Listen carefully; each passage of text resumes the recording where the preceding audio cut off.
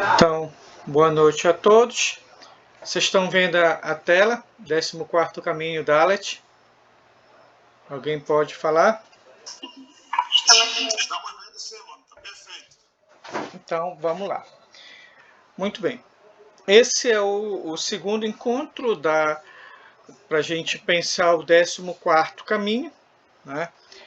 E para nós é fundamental por conta que se no primeiro encontro nós pensamos alguns aspectos da carta, alguns símbolos, alguns elementos relacionados à simbólica da imperatriz, agora a gente vai um pouco olhar essa simbólica da imperatriz, mas tendo como referência, tendo como fórmula, chave, a letra Dalet, né? A letra Dalet, né? Então, é fundamental, dentro das cartas do tarô, digamos assim, a chave, a fórmula, é a letra e o elemento simbólico que está associado à letra, né? Se é um elemento da terra, do fogo, da água e do ar, se é um elemento planetário, né? Isso no caso do tarô de Crowley, né? Tarô de Crowley. Então, a gente vai relembrar alguns elementos que nós falávamos no encontro passado e vamos complementar, né?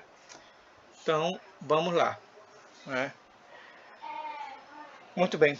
Aqui está escrito Dalet, né? Então, nessa altura do campeonato, depois de, acho que mais de 20 encontros comigo, você já deve estar relativamente familiarizado com o alfabeto hebraico, não é? Então, eu tenho o Dalet, é o Dalet, o Lam e o Tav, né? Então, o misticismo judaico vai dizer que Dalet é soletrada Dalet, Tav, né? Então, isso tem um propósito, porque assim como as cartas elas têm uma relação diplomática entre si, as letras também elas se associam. A maneira que as palavras estão associadas, isso vocês devem lembrar lá dos nossos encontros de Cabala, a gente falava do Notarikon, da gematria, né? Nós falávamos dessa maneira do diálogo que as letras têm entre si, né? Para formar famílias conceituais, para formar elaborações que são elaborações que guardam um esoterismo profundo no sentido do iniciático, né? Então, quando a palavra Dalet junta Dalet, as três letras, Dalet, Lamet e Tav, né, nós estamos falando de algo que tem a ver com o portal. Portal, né? Nós estamos falando de algo que tem a ver com um portal, né? E um portal para a ascensão da alma. Agora, observem, eu estou falando ascensão da alma se eu estou subindo, né? Se eu estou vindo de Malkuth e subindo, tá? Se eu estou de Malkuth e estou subindo, tá? Então, aí eu estou falando a ascensão da alma, quer dizer, eu estou fazendo com que a alma entre no chamado mundo de Briá ou então de Atzilut, né? Eu estou falando de um momento onde basicamente ela vai ter uma proximidade muito grande com as energias que provêm de Keter, com as energias que provêm de Rockmar, com as energias que provêm de Binah. Então, estou falando ascensão, subida, né? Mas, vocês lembram no encontro passado, eu falava, é um portal, então ele vai entrar e vai sair. Tá? Então, se eu falo ascensão da alma, eu estou permitindo a alma adentrar em níveis mais elevados, né? Tanto é que no esoterismo judaico, na Kabbalah, os níveis mais elevados da alma estão nessa tríade, Keter, Chokmah e Binah. Tá? Mas o caminho que nós estamos percorrendo, percorremos o 11º com o louco, o 12º com o mago, o 13º com a sacerdotisa, o 14º com a imperatriz. Então, nós estamos falando de um processo de emanação, de densificação da luz. Não é? Nós estamos falando daquilo que menciona o prólogo do João. Nós estamos falando, e o Verbo se fez carne e habitou entre nós. Para que o Verbo se faça carne e habite entre nós, ele tem que adentrar todos os mundos. Ele não pode ficar só em Atzilut. Ele tem que chegar Atzilut, que é onde está a criação divina. Tá? Os chamados os Elohim. Né? Os Elohim. Por quê? Porque o Eterno é incognoscível. Ele está em todo canto e não está em lugar nenhum. Então, em Atzilut está o chamado, a árvore da vida com chamados nomes de Deus. É aquilo lá que o Martinelli Pasquale fala no Tratado de Reintegração dos Seres, quando ele diz: no início do tempo, Deus emanou seres espirituais para sua glória e culto, etc, etc, etc. Então, são esses Elohims que vão criar o mundo. Mas vão criar. Obviamente que Deus está antes dele. O cabalista que é cabalista não se preocupa com Deus. Não se preocupa com Deus porque para ele Deus não está separado dele. Deus não está separado dele. Então, aí eu tenho essa descida. Essa luz não fica só lá. Aí ela ganha a forma dos Elohim. Depois ela ganha a forma dos arcanjos, que é Briá. Depois ela ganha ela começa aí quando os arcanjos têm aí nesses arcanjos aí nesse processo arcangélico que tem toda uma angelologia que fala das anunciações. Ou seja, são os arcanjos, que são os pontífices que vão levar a mensagem de Atzilut para a Yetzirah, que é o anjo. Então, os arcanjos que vão comunicar os anjos da formação. Então, os anjos, seja o Gabriel, seja, no caso do Gabriel, o arcanjo. Mas, eu quero dizer, o trabalho dos anjos vai se dar no mundo do Yetzirah. Por quê? Porque também em Yetzirah que se dá a formação, quer dizer, os 7 dias. Que se dá os 7 dias. E aí que culmina com a gente, que é Malkut, que é o Amém, que é o assim seja. Não sei se eu cheguei a falar para vocês nas 10 lições de Cabala, que você pode pegar, por exemplo, tanto a invocação de São Francisco quanto o Pai Nosso e distribuir nas Sefirós. E Malkut vai dar sempre o Amém, sempre vai dar o assim seja. Porque eu estou falando do processo de descida. Então, quando fala do Verbo se fez carne, é que a vontade, ela adentrou os vários níveis de existência. Um nível de existência. Desde o mais sutil, ao mais denso. Desde o mais sutil ao mais denso. Aí vocês lembram que eu falei alguns encontros do homem ilíaco, do psíquico, do pneumático? Então, os ilíacos, o psíquico e o pneumático é como se eu falasse daquele cidadão que tem internet de escada, daquele cidadão que tem a internet que ainda não é banda larga e daquele que tem banda larga. Porque eu estou falando das formas de conexão com o divino.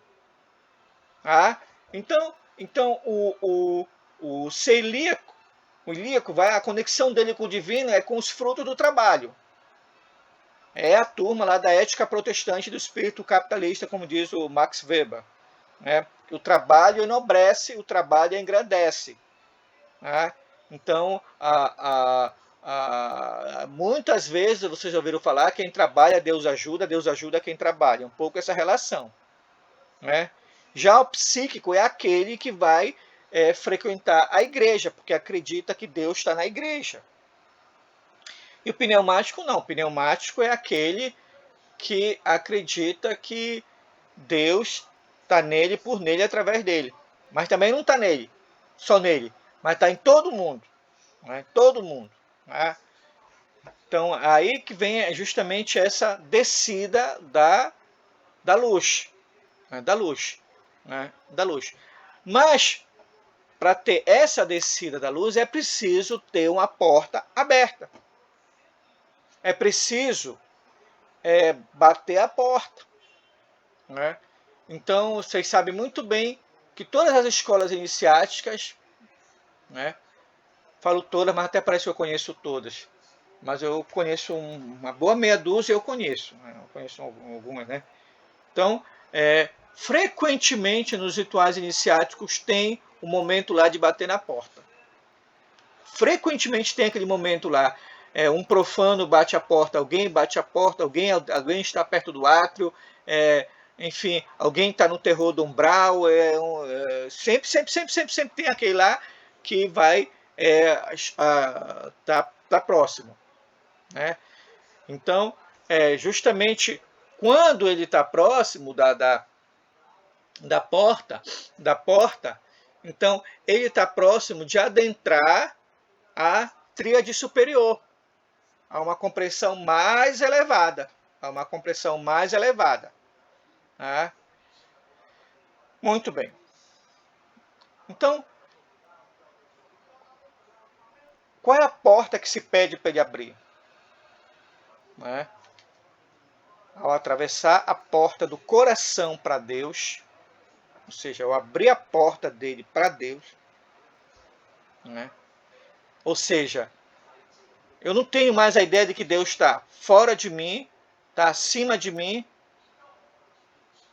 ou, principalmente, eu não me sinto indigno de Deus. Né? Então eu abro a porta porque eu percebo, né, que não por mim, né, mas também apesar de mim, né, a porta se abre para o Eterno habitar. E para eu fazer com que o Eterno também conduza a ação. Né? Mas isso é possível somente se houver um elemento devocional. Né? Sem o elemento devocional, né, não tem. Porque o elemento devocional se chama, vamos supor, popularmente se chama fé. O elemento devocional se chama fé. Né? Só que a fé, ela não admite prova. Né? A única prova que ela admite é a experiência. Né? Então, alguém que tem fé é alguém que já experimentou aquilo que ele acredita. Então, quando eu experimentei aquilo que eu acredito, eu tenho fé. Né? Então, o ter fé aqui não é experimentar ou viver a experiência de outro. Né? Não falta literatura sobre os transes de fé, os êxtases de fé. Né? Mas quando fala que abrir a porta do coração e estabelecer um processo devocional, né? Né? É uma espécie de fé enquanto acreditar naquilo que viveu. Né? Então o resultado disso vai ser colher o reino. Né? O reino. Ou seja, tu vai conseguir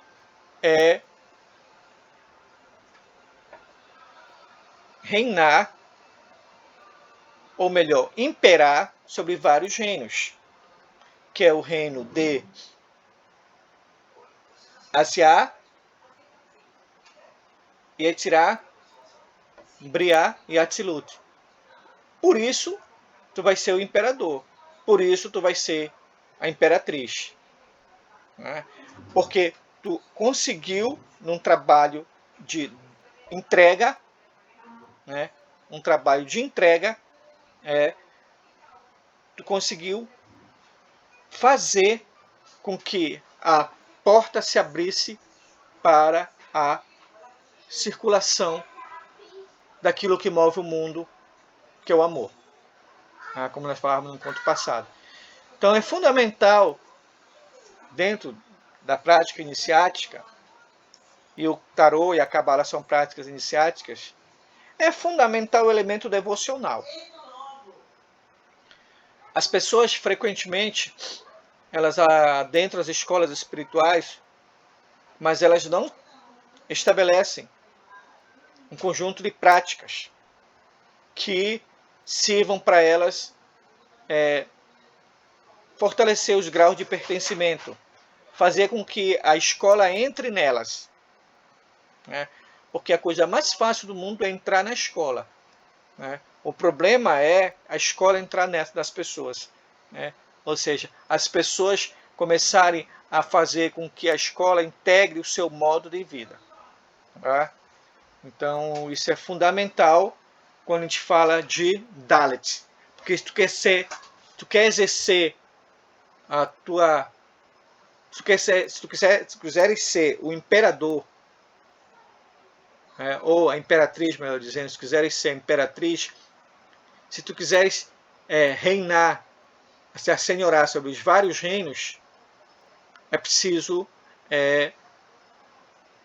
ter consciência desses 3 elementos aí. Da abertura do coração, somente a abertura do coração vai permitir, ela só é possível se houver um trabalho devocional, e da junção dos dois a criação dos vários reinos, né? Ou chamado reino do céu na terra. Por isso que Malkut é o reino. Né? Ou o reino, no que aspecto? É onde o que está em cima se encontra com o que está embaixo. Né? É nesse aspecto. Né? Alguém quer falar? Então vamos lá seguindo. Tá? Muito bem. Aí observando Dalet, uma das primeiras metáforas que se coloca em relação a Dalet é uma pessoa humilde se curvando para receber algo, um presente. Né? Então ele está se curvando para receber algo. Né? Olha só. O Aleph combina com o Bet. Né? Então Aleph combina com o Bet. Quer dizer, quando eu tenho Aleph, Bet, eu tenho alfabeto. Né? O Gimel é o doar. Né? Gimel, ele está doando, ele é o doador. Né? A sacerdotisa, ela vai fazer o grande sacrifício para doar. Né? Doar para quem? Para quem pede humildemente. Para quem pede humildemente. E quem pede humildemente? Dalit. Né? Dalit pede humildemente. Né? E aí que começa toda a relação entre humildade e porta. Tá? Então, lá nas invocações lá do Sermão da Montanha, né, quando ele fala bem-aventurados os humildes de espírito, em algumas traduções os pobres de espírito, porque dele é o reino dos céus. Né? O reino Malkut. Né? Dos céus, porque é em Malkut que vai se encontrar Yetzirah, Briá e Atzilut. Por isso que ele fala reino dos céus. Né? E aí, no caso, humildes de espírito. Tá? Esse humilde de espírito aí, ele não está falando ele tá sendo bem preciso. Ele está falando de humilde de espírito, ou seja, bem-aventurados aqueles que se esvaziou de si. É difícil se esvaziar de si. É difícil. Aqui há uma semelhança muito grande com o Tao, né? O Tao, ou se quiserem, o fazer zazen, né? Então, o Tao convida ao esvaziamento. Há um esvaziamento tal que é o esvaziamento até da própria ideia de vazio. Aí quando tu te esvazia, tu começa o processo de esvaziamento, aí tu vai te encontrar com uma coisa chamada impermanência. Primeiro tu começa a encontrar com uma coisa, tu começa a perguntar, quem é esse que pensa que pensa? Então quando tu começa a perguntar quem é esse que pensa, né? Aí tu vai começar a perceber que esse que pensa o que pensa é nada. Porque ele não tem existência dissociada. Aí vem a ideia da impermanência. Aí quando tu começa a pensar nessa impermanência, aí há um processo de esvaziamento. Esvaziamento. Aí quando tu adentra nesse processo de esvaziamento, ele vai te levar também a um processo de interdependência. Tu vai perceber que o que tu és não seria possível sem os teus pais, que não seriam possíveis sem os avós deles, que não seria possível sem o bisavô dele, que não seria possível sem o trisavô dele, que não seria possível sem o tetravô dele, que não seria possível sem o heptavô dele. Então, se tu vai pegando as 10 emanações, tu vai ver que aproximadamente tu tá ligado a 2.014 pessoas. Né? Se tu parar em 10. Né? Então, tu começa a esvaziar. Tu começa a perceber que se o teu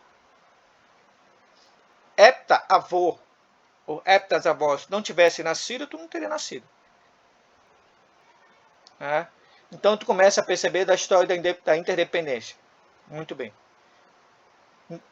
Trazendo mais especificamente para a ideia dos humildes de espírito, né? Perfeitamente aqueles que mostram um processo de esvaziar-se. Esvaziar-se. Né? Então, aqui a gente se aproxima muito, muito, muito da filosofia socrático-platônica. Que o debate socrático-platônico, em hipótese alguma, era para estabelecer quem estava certo e quem estava errado. Não era para estabelecer quem tinha razão e quem não tinha. Quem era justo e quem foi injustiçado. Quem estava com a verdade e quem não tinha. Não. O objetivo do debate era se aproximar cada vez mais de uma compreensão mais ampla daquilo que se debatia. Então não era para honrar o debatedor, mas sim para honrar a capacidade de conviver de pontos de vista diferentes e divergentes e fazer com que eles trabalhassem em busca de uma compreensão maior que transcendesse o ponto de vista individual. Né? Então, os humildes de espírito aí é reconhecer que ninguém só ensina, ninguém só aprende, ninguém é portador da verdade, ninguém foi eleito pela verdade, ninguém tem o direito de se apresentar como o porta-voz dessa verdade. né? Então, isso é fundamental, porque à medida em que há esse exercício de esvaziamento, né, você começa a se colocar no lugar de humilde. Né? Daqui a pouco depois eu vou falar mais um pouco sobre humilde. Tá? Mas aqui eu tenho um processo de esvaziamento, que é um processo dificílimo. Por isso que tem algumas escolas iniciáticas que a carta da pessoa que começa essa escola é o enforcado. E o enforcado, a posição do enforcado no tarot de Crowley, se vocês observarem, ele simboliza uma taça, um cálice de cabeça para baixo. Aí está de cabeça para baixo. Não é? É como se dissesse assim, deixa eu pingar até a última gota de ti. Deixa eu tirar até a última gota de ti. Aí quando tiver vazio eu te viro para colocar outra coisa. Então, esse processo de bem-aventurança é bem-aventurado aquele que se esvaziou de si. Porque quando ele se esvaziou de si, ele se tornou pequeno. Mas é preciso ser muito grande. É preciso muita bem-aventurança para se tornar pequeno. Porque só se tornando pequeno, no exercício de grande bem-aventurança, é que tu pode passar pelas portas estreitas. Né? Que depois a gente vai comentar. Tá? Então, os humildes aqui não está relacionado com a dimensão material, tá? Porque a grande soberba, a soberba maior, ela não está relacionada à dimensão material. Não. Quem dera. A soberba maior está relacionada à dimensão espiritual. Né? Esse é o problema. Talvez a desigualdade espiritual seja tão mais problemática, tão problemática quanto a desigualdade social. Né? Porque a desigualdade, a problemática espiritual aí, muitos são enquanto aqueles que têm a bem-aventurança eles se transformam num cálice para baixo, né, eles procuram de certa maneira colocar o seu espírito num processo de esvaziamento para adentrar a coisa maior, né? Eu tenho o contrário.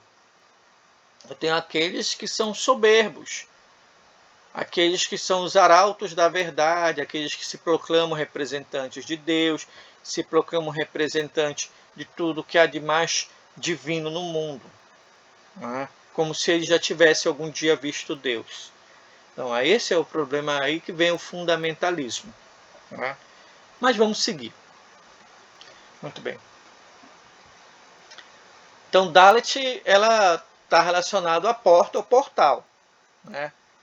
Então, no sentido de que, no sentido da maneira pela qual se é possível atravessar uma barreira que separa dois ambientes ou dois mundos. Né? Então, aí é a história das ordens iniciáticas, né? As ordens iniciáticas, né? Então aqui é o portal da catedral, um dos portais, porque no dois lados são três. Né?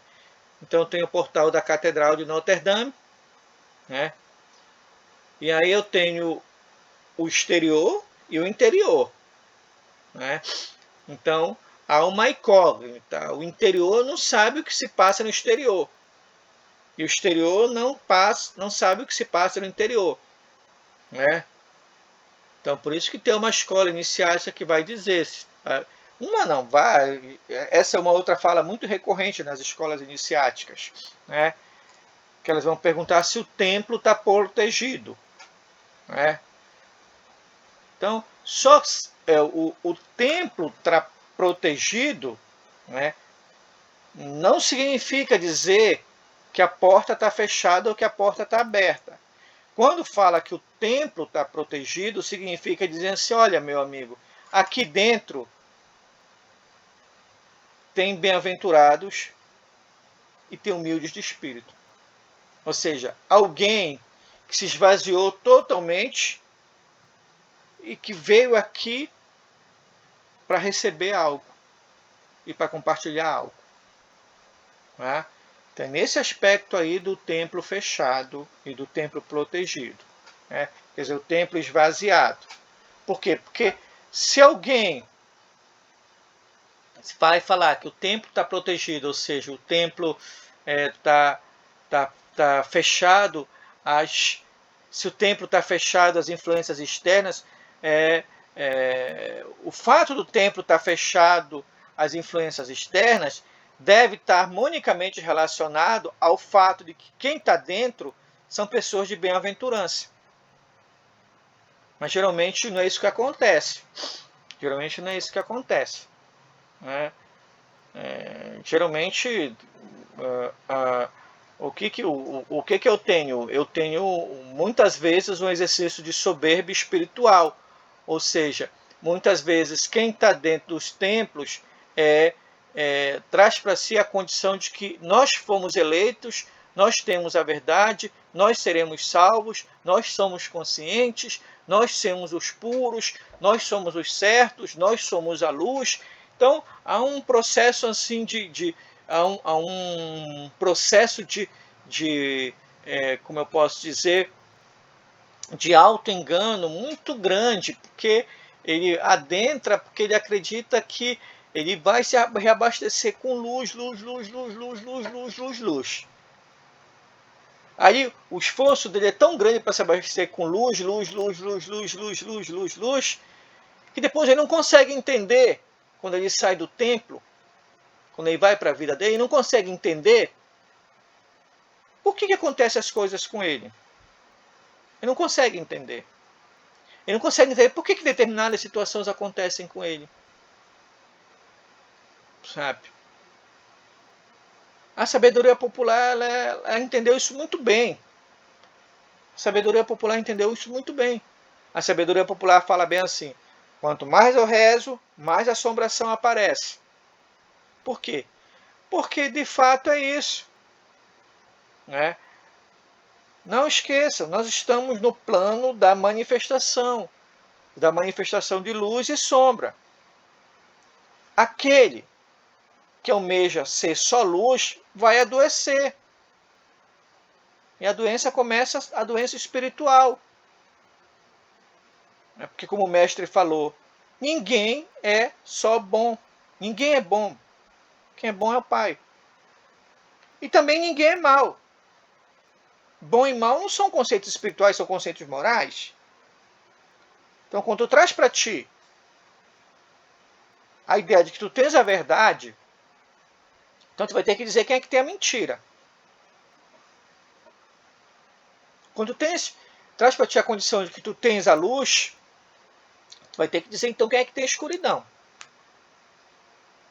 Né? Então esse é o problema. Tá?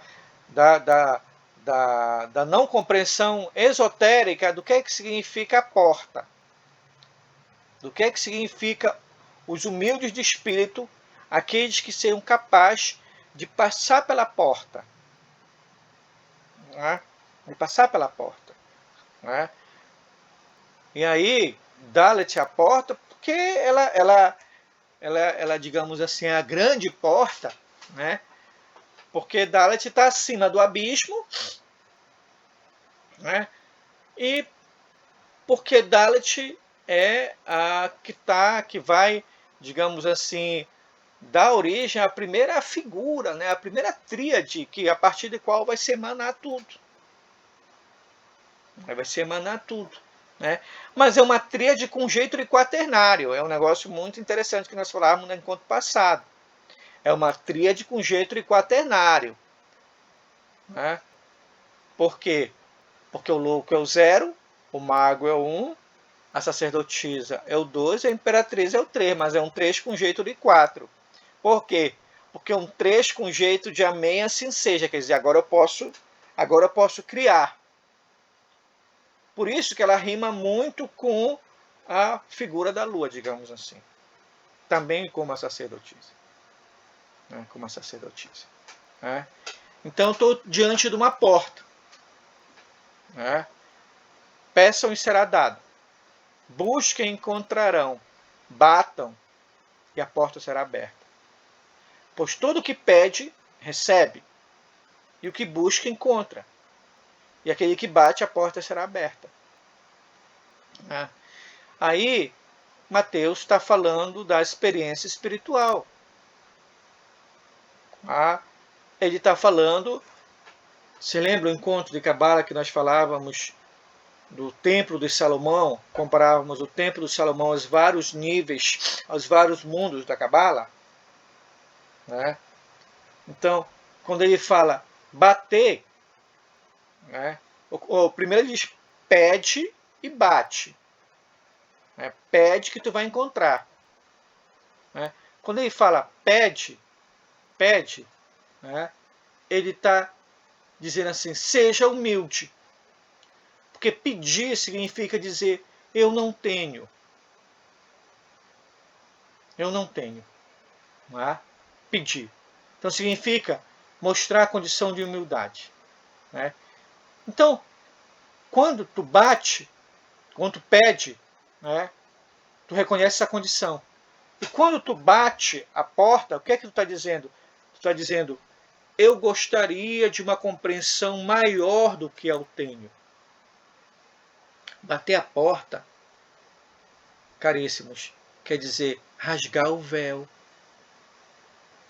Rasgar o véu. Tá? Abrir o véu. Abrir o véu. Rasgar o véu da compreensão. Para fazer com que eu encontre cada vez mais coisas. Tá? Mais coisas. Tá? E observem o formato dessa porta. Desse portal. E observem, se vocês depois forem para a internet observar os portais góticos. Né? Os portais góticos, eles são mais ainda bem enfáticos no aspecto da porta estreita. Né? Da porta estreita. Né? Então isso é fundamental. Né? Aí a porta no sentido de compreensão. Vocês lembram que nós falávamos?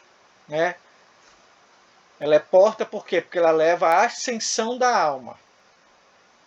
A níveis de compreensão elevados. Né? Elevados. Tá? Então isso é fundamental. Então, se vocês observarem Dalet, esse formato, ele é o formato também de um seio. Né? De um seio. Por quê? Porque eu estou falando de uma tríade que nutre tudo. Né? Eu estou falando de um caminho que vai juntar, né? Que vai juntar, que vai receber a energia basicamente dos três aspectos anteriores. Né? Então, ele vai receber a energia de Keter via a sacerdotisa, que é o caminho do Gimel, que é o 13º. Ele vai receber a energia de Keter via Rokhmah e vai receber a energia de Keter via Binah. Como assim? É porque Dalet é o caminho que vai unir Binah a Rokhmah. Mas só que entre Binah e Rokhmah, passando pelo meio, eu tenho o 13º caminho, que é o da sacerdotisa. Tá? Então, eu estou falando de um caminho de nutrição. Né? De nutrição. Mas é bem interessante, que é nutrição, mas é nutrição, digamos assim, por um canal estreito. Por um canal estreito. Tá? Então, como se dissesse bem assim, é para pouco. É para pouco. Tá? Só que a nutrição, esse pouco aí que eu quero colocar assim, ele é um conteúdo tão iniciático, por isso que ele é abundante. Então, a porta é estreita, quer dizer, a porta estreita no sentido de dizer, é preciso se esvaziar. Tá? Porta estreita não significa dizer que não passará ninguém, ou porta estreita não quer dizer que, digamos assim, alguns só são eleitos. Não é. A porta estreita é dizer o seguinte, olha, o critério é esvazia de si. Esvazia do ego. Ou do espírito, melhor dizendo, porque o ego também é importante. Senão eu não estaria falando com vocês aqui. Porque à medida que tu te esvaziar, tu vai encontrar outro alimento. Outro alimento. E aí é interessante, porque é um alimento produzido pelo próprio ser. Pelo próprio ser. Então, ele não é um alimento processado. Obviamente que o ser se alimenta de outros alimentos. O que eu quero dizer é que é um alimento que não tem intermediário. Isso que eu quero dizer. Isso que eu quero dizer. Então, se é um alimento que não tem intermediário, então ele é, sobretudo, uma manifestação de amor. Ele é uma manifestação de amor. Então isso é fundamental. Um outro ponto fundamental é que esse 14º caminho, ele está relacionado ao mistério do sexo. E aí a gente está falando do sexo enquanto se sentir pleno. Se sentir pleno. Ou seja, perceber que dentro de si tem uma... perceber que aquele triângulo ali, eu estou falando da recuperação de uma androgenia original. Uma androgenia original, quer dizer, a ideia de feminino e masculino, enquanto algo separado, eles passam a existir a partir da queda.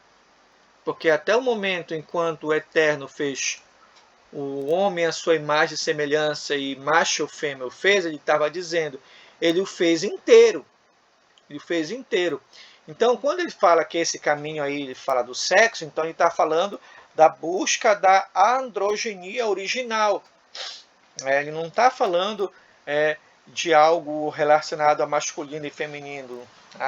Ele está falando de algo relacionado a uma compreensão de que é um pouco aquilo que o Caibalion coloca, da história do gênero, que não tem algo que é só masculino, não tem algo que é só feminino. Então, aí recupera a ideia lá dos gnósticos, que fala de Deus Pai e Mãe. De Deus Pai e Mãe. Então, isso é fundamental para nós, porque isso nos devolve a ideia de completude. De completude. Porque a incompletude é que nos faz sofrer. Então, a incompletude, no sentido de dizer que me falta uma parte, então, quando esse me falta uma parte, eu passo a me sentir um ser pela metade. Então, quem compreendeu isso muito bem, do ser pela metade, dessa incompletude, que nasce a partir da queda, ou seja, a partir do momento em que o Adão Cadmon a partir do momento em que nós saímos muito dessa condição de Adão Cadmon e passamos para a condição de Adão carnal, então, a partir daí, o que aconteceu? A gente deixou de ser aquele ser inteiro, aquele ser que tinha o masculino e feminino dentro de si, e aí passamos a ser seres incompletos. E aí procura esses seres incompletos, aí mostra, tem que buscar a contraparte feminina. né? Essa contraparte feminina não tem nada a ver com o sexo. A contraparte feminina é algo que me complete. Então, esse algo que me complete, para alguns irmãos, é o homem.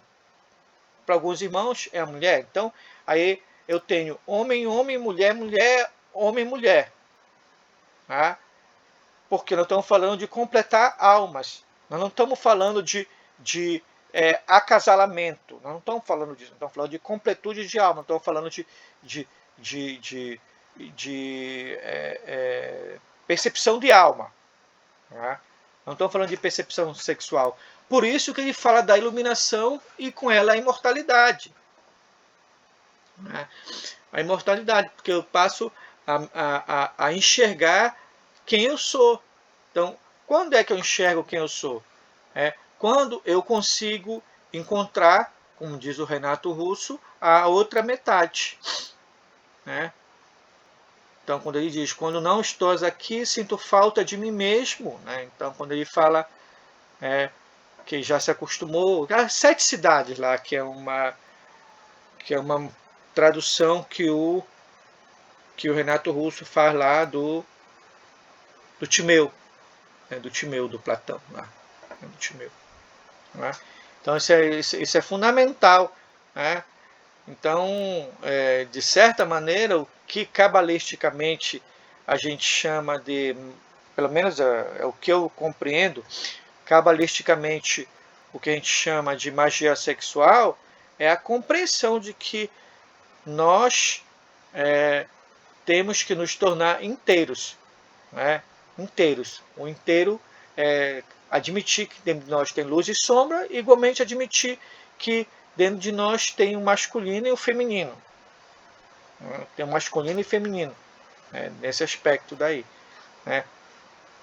E procurar caminhar para poder compartilhar esse tipo de experiência. Né? Muito bem. Nós falávamos anteriormente que a Imperatriz é um trecho com cara de 4. Né? Por quê? Porque ela encarna o quaternário. Né? Então, ela é a 4ª carta. Tem o número 3. Por que ela é a 4ª carta? Ela encarna o quaternário. Porque a partir da Imperatriz, eu tenho a emanação dos outros mundos. Né? Então eu tenho lá o Yud, Re, Vav, Re, né, completo. Ou então eu tenho o fogo, a água, o ar, né, e a terra completo. Quer dizer, eu tenho os 4 elementos da existência se formando. Né, se formando. Então isso é muito interessante. Né, por quê? Porque se ele se forma, ele tem que sair. Ele tem que sair. Né? E aí então peguei ainda há pouco esse formato aqui da Catedral de Notre Dame, né? E aqui é o formato também, o desenho de uma vagina. Né? Então o formato esotericamente é muito parecido, no sentido de dizer que é a imperatriz porque todos nós viemos de uma mulher. Então ela rege. Né? Ela rege o mundo. Né? Ela rege por quê? Porque a própria existência dela é um ato de iluminação e amor. Iluminação no sentido literal. A sabedoria comum, o que é que ela diz? Fulano deu a luz. Esse é o sentido literal. No sentido esotérico está bem aqui. Né? Iluminação por quê? Porque ele busca, ele pede e busca. Ele bate a porta. Ou seja, ele rompe o véu. Isso aí é o sentido esotérico. Né? Mas para romper o véu, eu preciso nascer. Nós não somos, neste mundo de Asiá, nós não somos pleroma. Nós não somos só ideia. Nós somos carne e osso também. Nós somos almas, né, que habitam este corpo. Nós somos almas que habitam aqui. né? Então, mas para chegar aqui precisamos, as nossas mães precisaram dar à luz. Então, nesse ato aí, foi o primeiro momento em que a gente se encontrou com Dalet. Mas nós só nos encontramos com esse Dalet porque houve um ato de amor. E houve um ato de amor por quê? Porque Rockmar se encontrou com Binah. O que é Rockmar? É o zodíaco. O que é Binah? É a grande mãe, o grande útero, é Saturno. É quem vai ser o ceifador, é quem vai te dar que vai te ligar a um cordão umbilical, quem vai te ligar, como diz os cabalistas, a uma sina. Quem vai te dar uma forma, quem vai te dar um tempo e o espaço, quem vai te gestar.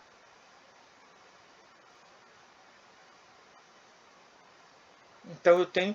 Só que era preciso um portal para emanar.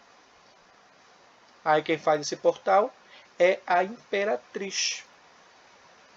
Por isso que a Imperatriz, as cores dela lembram a Grande Mãe, ou seja, o universo. Lembra atos de extrema vontade. Vocês lembram a foto, a figura lá, ela segurando o cetro da flor de lótus, como quem segura a magia? Vocês lembram lá a foto da mamãe pelicana sangrando? Não é? Vocês sabem muito bem que as nossas mães sangraram por nós. Não é? E esse sangrar era, antes de mais nada, um ato de amor. Não é? Então, isso sem isso não tem existência. Não tem existência. Então, vamos lá seguir. Tá aqui, eu falei dela, tá aqui. Né?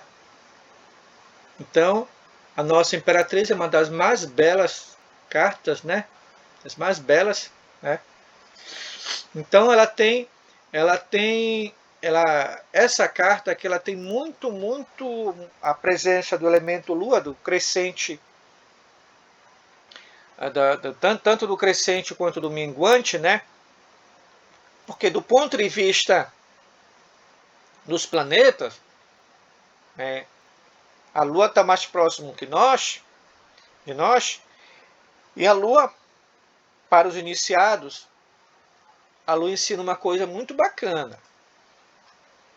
A Lua ensina humildade. Porque a Lua, ela tão somente reflete a luz do Sol, a luz que não é dela. Né? A Lua faz esse papel aqui do Dalet, olha.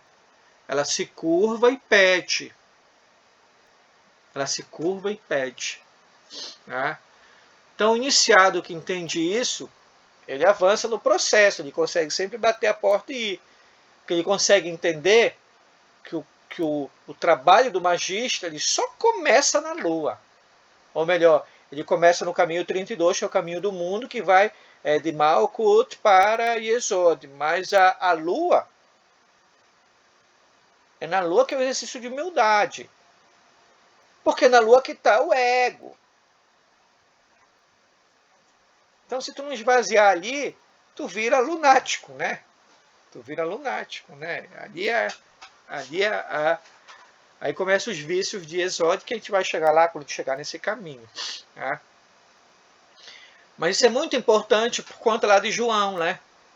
João vai dizer, na verdade, né? E toda vez que o mestre fala na verdade, ele está pagando aqui um tributo a Hermes Trismegistus, quando ele fala o que é em cima é como quem está embaixo.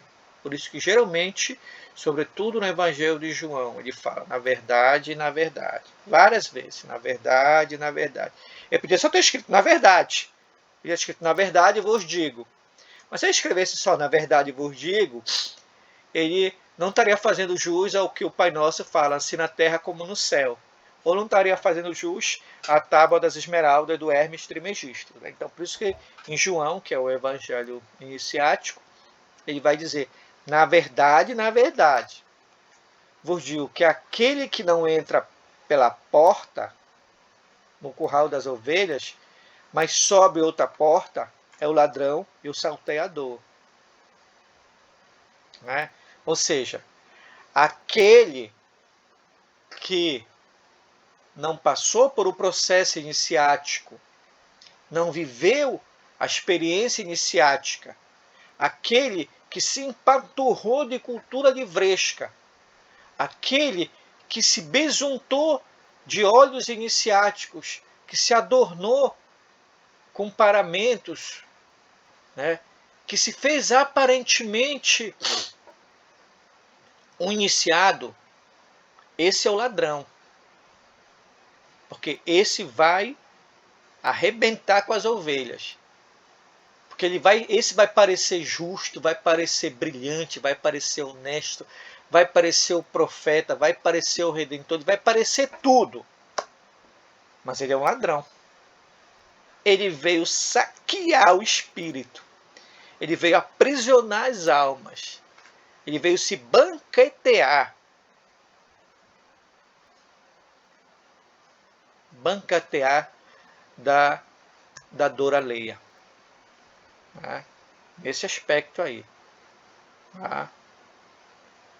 Mas aquele que praticou o exercício da humildade, ou seja, aquele que suplicou, que bateu a porta, ele entrou. Tá? Aí esse sim é o adepto. Esse sim tem o direito de portar o cajado do hierofante. Esse sim consegue atravessar o caminho e conduzir as ovelhas. É esse sim que está lá no Salmo 23. Tá? Que a gente pode escrever: o adepto é meu pastor e nada me faltará. Porque o adepto é aquele que faz o que diz. Se ele faz o que diz, ele não precisa mais de nada. Ele já encontrou o que ele queria. Por isso que ele fala: nada me faltará. Porque ele não precisa mais de nada. Tá? Então, quem entra por essa porta, que a porta estreita, que só entra quem se esvaziou, que só entra quem teve a bem-aventurança para se esvaziar. Quem tem essa bem-aventurança de espírito, esse sim pode dirigir, pode ser o hierofante. A este o porteiro abre. Veja bem, olha, eu estou falando de um pastor. Né? A este o porteiro abre, né? E as ovelhas ouvem sua voz. E chama pelo nome essas ovelhas e atrás para fora. E quando tira para fora essas ovelhas, vai adiante delas. E as ovelhas o seguem, porque conhece a sua voz. Né? Conhece a sua voz, conhece o seu sopro, sabem que ele encarna a verdadeira vontade. Você lembra lá que Aleph do louco é a verdadeira vontade? Tá?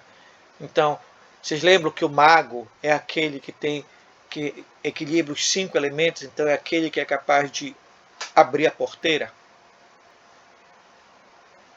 Tá? Então essa parte de João aqui é fundamental. Tá? Porque ele não está falando, como o mestre ele falava, em vários níveis e para vários ouvidos, né? Então os ouvidos do ilíaco vai ler isso aqui e vai pensar que ele está falando de ladrão, no sentido literal. Né? O pneumático, ele vai estar...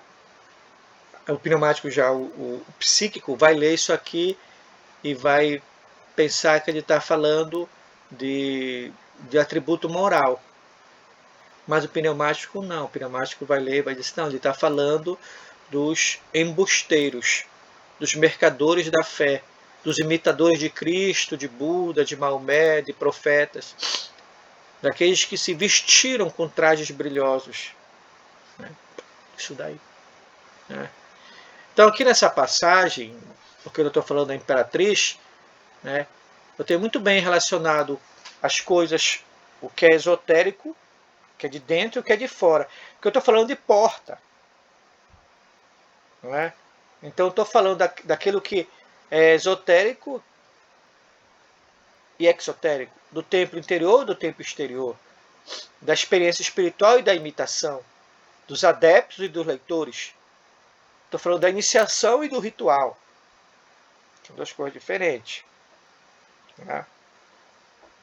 O ritual, ele pode ser a coisa mais linda, né? Porque o ritual envolve elementos de teatralização muito grandes. Mas nem todo ritual conduz à iniciação. E nem toda iniciação é feita num ritual, tendo como ritual. Eu já falei para vocês sobre isso. Né? Vamos seguindo. Muito bem. Tá dando para me acompanhar? Tá dando alguma pergunta? Tá dando para acompanhar? Então tá bom. Eu estou adorando. Né? Então, o símbolo do caso da sacerdotisa da imperatriz é Vênus. Né? E é um grande útero, né? É um grande útero. Vocês lembram do encontro passado que nós fizemos da árvore da vida traçada com o símbolo?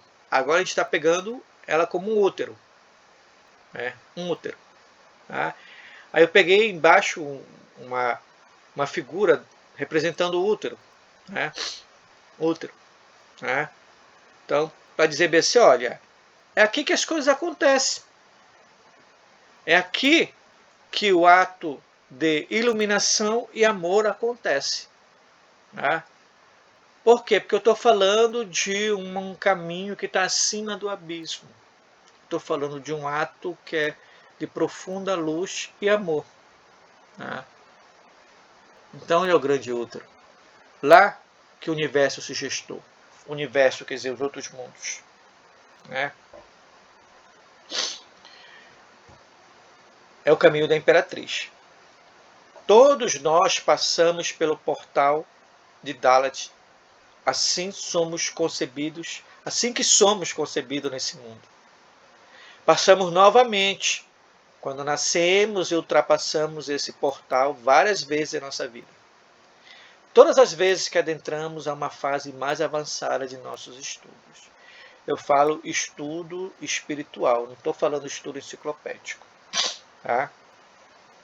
Então, toda vez que eu percebo em mim algo que eu não percebia, eu passei um portal. Eu passei um portal. E aí, esse passar o portal, a gente não está falando de andar nem para frente e de andar para trás. Tá? Quando eu falei de portal aqui, eu queria trazer para vocês algumas imagens, algumas gravuras que remetem ao livro Alice através do espelho. Né? Aí eu fui buscar na internet, só que a ilustração tão pobre, tão pobre, tão pobre, que eu digo, ixi, não vale a pena. Mas aí sim que eu me lembrei lá do Stairway to Heaven do Led Zeppelin. Eu disse, deixa o pessoal se confortar com esse aqui. Né? E quem quiser ler Alice através do espelho. Né? Que justamente não tem o abrir o portal e o fechar o portal. Eu não estou falando de algo que está na frente, algo que está atrás. Eu estou falando de experiência. Então, experiência transcende tempo e transcende espaço. Eu não estou falando de algo que anda para frente, algo que anda para trás. Eu estou falando de algo que eu vivi e vivo. É nesse aspecto. Está dando para compreender? Tá? Então, nós experimentamos Dalet. Toda vez que nós suplicamos, batemos a porta e a porta se abre. Tá? A porta se abre. E, sobretudo, ela só vai se abrir se a gente assumir a postura humilde. A chave para abrir o Dalet, o portal de Dalet, a chave para a experiência espiritual da imperatriz é a humildade. Tá? Dentro de nós temos vários reinos, né? A Imperatriz pergunta para a gente: sim, amigo, mas quem reina o reino? Quem impera sobre os reinos? Qual é a lei que vale? Né? Por isso que ela faz essa pergunta. E é o amor e a luz que reina os reinos, né? Então isso é importante, por quê? Porque a ideia de que devemos ser humildes nesta vida, pois ao cruzarmos a porta, nos deparamos com a encruzilhada da alma. Nosso destino final será o céu. Né? Céu, para nós, é uma ideia muito maltratada. Porque ele sempre passa algo que é acima de nós, anterior a nós, inacessível e inalcançável. Né? E eu penso que não é muito bem isso. Né? Então, se eu pegar uma trajetória de ascensão, se eu estiver aqui em Malkuth, né, e fizer o caminho mais curto, que eu falei para vocês, mas é o caminho mais árduo, que é o caminho do meio, que é o pilar do meio, né? Então, o primeiro exercício aqui é o 32, né? A carta do mundo, aqui é o caminho de Saturno. Então aqui eu me encontro com a Lua. E se aqui, na Lua de Exode, ela me ensinar e eu aprender com ela a humildade, né? Então eu começo a penetrar os céus. O primeiro céu é aqui. Né? O primeiro céu é esse aqui. Né? Então, esse céu não é algo que está acima de mim, mas esse céu é um awakened consciousness, é um despertar da consciência. Até aqui em Exode, eu tenho, de certa maneira, uma mente ordinária, uma mente comum. Mas se eu aprendo aqui com a Lua a humildade, né, eu tenho um despertar da consciência que me leva para algo que ilumina a Lua, que é Tiferet, que é o Self. E se eu aprendo a lição de Tiferet, que é o Self, que é a crucificação aqui, né? Aí eu adentro uma outra dimensão do meu ser, que é a própria alma. Aí sim, eu entro no elemento da individualidade, da individualização. Aí o que me resta agora é só o abismo de Da'at, pular e chegar no próximo céu. Né? Então eu tenho aqui o pilar da forma, o pilar da força, o pilar do meio, que é o pilar dos estados de consciência, né? Que é desse que a gente vai caminhar. Né? Então, a escada aí não é nem para cima nem para baixo. As escadas são experiências espirituais de percepção da consciência. Né? Onde é que a minha consciência está externada? Ou melhor, está aterrada? Onde é que eu estou focando a consciência? Onde é que eu estou focando a consciência? Né? Então, onde eu estou focando a consciência, é lá que eu estou. Né? Então, no nosso dia a dia, se a gente fosse mais metódico e mantivesse o nosso diário, a gente observar que vai terminar momento que a minha consciência está lá em Tiferet. Em outro determinado, a minha consciência está em estado ordinário. Tem determinado momento que eu consigo despertar a minha consciência, quer dizer, onde eu quero chegar? Nós somos essa árvore da vida. Tá? Mas só que nós somos a impermanência e a interdependência. Então, por quê? Porque também nós somos nós somos uma fração do Adão Cadmo, né? A minha alma está umbilicalmente associada à alma do mundo. Então, se a minha alma está umbilicalmente associada à alma do mundo, o desafio é manter essa alma um elemento que possa construir uma percepção muito mais desperta da consciência, né? Por isso que vai entrar nesse outro ponto aqui, né? A noção de porta estreita e rígida do treinamento de Lame para a vida monástica, a noção de porta estreita e rígida do treinamento de Lame para a vida monástica e humilde dos verdadeiros devotos pode ser descrita nesse verbete aqui. Entrai pela porta estreita, porque larga é a porta e espaçoso é o caminho que conduz à perdição. E muitos são os que entram por ele. E porque é a porta, e porque estreita é a porta, e apertado o caminho que leva à vida, e poucos a encontrarão. Tá? Reitero, não entendo no sentido literal e no sentido do senso comum. Desde o momento em que houve a queda, né, e a Cabala é o ensinamento que parte do pressuposto que houve a queda, né, e que quando houve a queda, o mundo começou a ser temperado por duas vontades,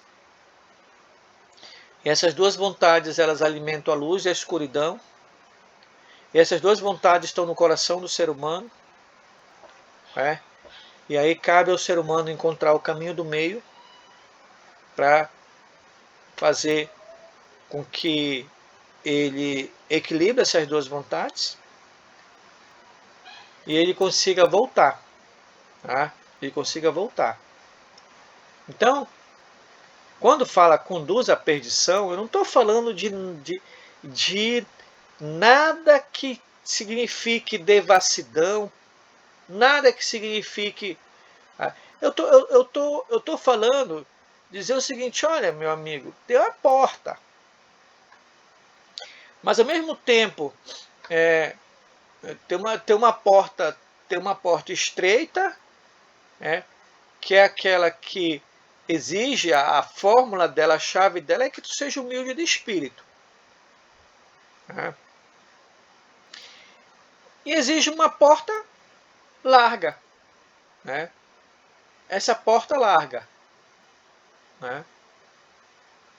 Então, a porta estreita, ela leva ao que se chama de vida eterna, ou seja, a vida do pleroma, porque antes do tempo não tinha nem tempo nem espaço. Mas tem uma outra porta. Essa outra porta é para aqueles que não têm a bem-aventurança. Então, portanto, é para aqueles que estão cheios de si. Então, quem adentra por essa outra porta mais larga não vai encontrar a vida eterna. Por quê? Porque a porta larga é a porta da felicidade ilusória. Então, ele vai estar lá ao sabor das marés de Maia, ao sabor da dança de Maia, ao sabor do canto da Maia. Então, ele vai sempre estar precisando de algo. Sempre vai estar algo lhe faltando. Ele vai ser eternamente o desejo, ele vai ser movido pelo desejo. E o desejo só é desejo quando ele não é realizado. Por isso que é desejo. À medida em que ele é realizado, ele passou, aí vem outro desejo. Então, ele fica nesse ciclo aí que os irmãos budistas chamam do ciclo samsara, que é o de eterno saciar, mas um eterno saciar com coisas que são efêmeras. Então, a única solução para o eterno saciar das coisas que são efêmeras é tu sempre estar consumindo essas coisas. Né? Então, à medida que tu consome essas coisas, maior tu vai ficando. Né? Os teus desejos vão ficando mais requintados, mais refinados, maiores de se saciar. Maiores, maiores e maiores.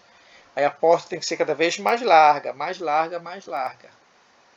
Porque à medida que tu deseja, os teus desejos te desejam. Não é? Então, à medida que tu passa a desejar, tu passa a experienciar o desejo. Então, tu e o desejo passam a ser um. Então, aí, para ti, tem a porta larga. Por que tem a porta larga? Porque é a porta construída para esses seres. Não é? Então, o que vai acontecer? Esses seres, eles passam a não ter voz. Eles não dão nem voz nem vez para a vontade, para a verdadeira vontade. Não é? Eles dão voz e vez para o desejo. Eu não falo nem ego, eu falo para o desejo. O desejo é efêmero, a felicidade ilusória. Né? Felicidade ilusória. Né? O que tu está chamando de felicidade ilusória?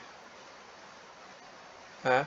Porque veja bem, humilde de espírito não quer dizer que, no sentido esotérico do termo, no sentido cabalístico do termo, não quer dizer parar de trabalhar, vender tudo que tu tem. Não estão falando disso. Né? Então, humilde de espírito quer dizer te esvaziar, põe em xeque muito dos valores que tu acreditava e te permite a te virar de cabeça para baixo e sacrificar esses valores até tu ficar esvaziado deles para te poder te colocar outros valores. Né? Então, você pode muito bem ser humilde de espírito, tendo a tua BMW, o teu iPhone 12, sabe? As tuas mansões, tu pode muito bem. Não é isso que te torna. Não é isso que. Não é esse o critério. Está dando para entender? Está dando para entender? Tá? Senão não criar uma confusão no sentido do que é humilde. Tá? Muito bem. Então, humilde é aquele que se deixa levar pela verdadeira vontade e não pela felicidade ilusória. Tá? Passageira. Por isso que humilde tem muita semelhança com humus. Né? Humus. Então, humus quer dizer o cocô da minhoca. Então, é preciso se colocar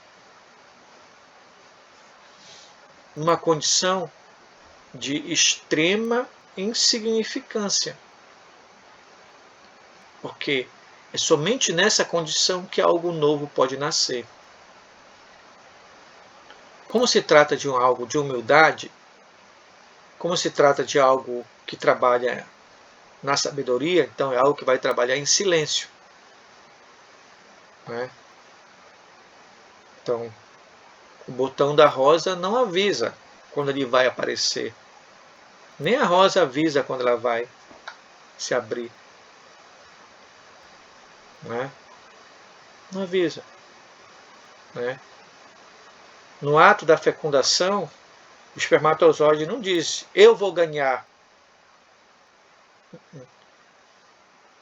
A luz, o amor, a vida, eles trabalham em silêncio. Né? Então, quando a gente fala vida monástica, a gente não está falando de vida isolada. A gente está falando de vida que encontrou um centro. Vida que encontrou um horizonte. Mono. Eu encontrei. mono, eu encontrei. Tá? Eu encontrei o centro. Eu não estou mais desejando nada. Eu mesmo sou o meu eremitério. Eu encontrei. Então isso se chama vida monástica. É um modo de vida. Né? Então aí eu tenho a verdadeira vontade. Né? Porque quanto mais nós trabalhamos nossas verdades, menos a gente tem escolha na vida. Né? Por quê? Porque todas as outras escolhas podem ser descartadas. Por que pode ser descartado? Porque eu já encontrei minha vida monástica. Né? Mas só tem vida monástica se houver o elemento devocional de Lammet. Vocês lembram do elemento devocional? Né? O chamado Bhakti Yoga, né? Que o Vivekananda diz, sem Bhakti Yoga, sem trabalho devocional, sem fé, não tem iniciação. Tá? Não tem verdadeira vontade. Tá? Aí, então, o trabalho árduo e contínuo do mago. Né? Então esse exercício dele é o trabalho, esse trabalho dele árduo e contínuo de exercer a verdadeira vontade. Né? Aqui eu coloquei para vocês duas gravuras do Asher, que eu acho iniciáticas, né? Olha nós aí diante das várias portas. Ou seja, nós diante das várias iniciações. Né? Nós diante das várias escadas que levam para o melhor e o pior de nós. Né? A escadaria para o céu é longa e estreita, e qualquer passo em falso fará com que o demônio do ego, chamado Shonozon, arraste o mago para dentro do abismo. Não do abismo de arte, mas para outro abismo. Tá? Então, basicamente, era isso que eu queria trazer para vocês. Né? Era isso, terminar com essas duas imagens que eu acho fenomenais, que sintetizam o que eu queria mencionar. Né? Sobre o nosso trabalho da Imperatriz. Né? Aí eu vou para a gravação agora, né? Que eu quero ouvir vocês.